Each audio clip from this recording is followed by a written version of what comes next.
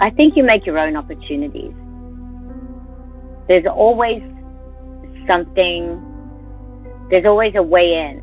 I think that you have to be hungry and you have to reach out. And my mum wouldn't let me get an acting agent, so I got on a train and went to Sydney and got one myself, you know. So you have to have that tenacity.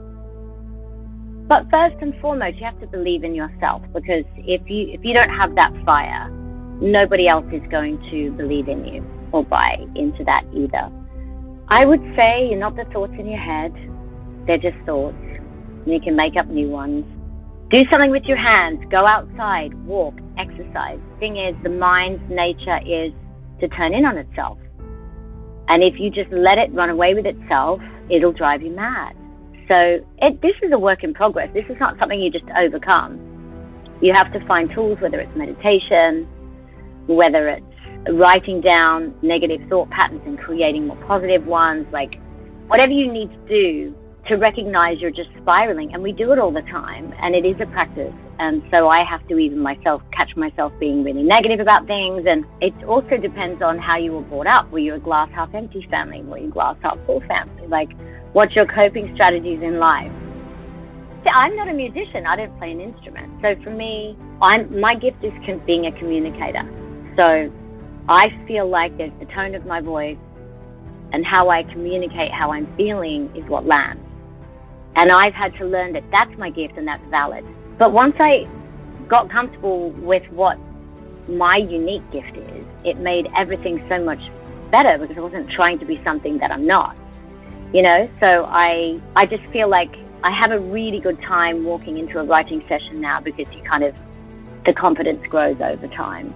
I'm always trying to make sure the listener is going to get that feeling. That's what I'm going for, where that emotional point lands and then they don't feel so alone, or they can relate to it. So that's usually what I'm going for, more than anything. Oh my goodness. That's just such a big word. Legacy. I don't know.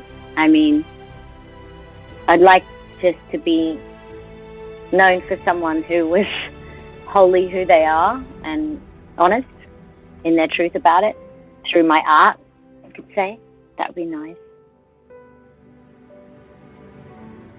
I was doing a lot of spiritual practice at that time of my life. Before that first album came out, I'd met a meditation master. So I had a lot of tools, you could say, and my perspective on who I am and what's important, being that I was famous young, and then, dove deep into this Eastern philosophy and spirituality and meditation. So I had these really good tools for becoming mega famous again overnight with this song, which was, this is not me.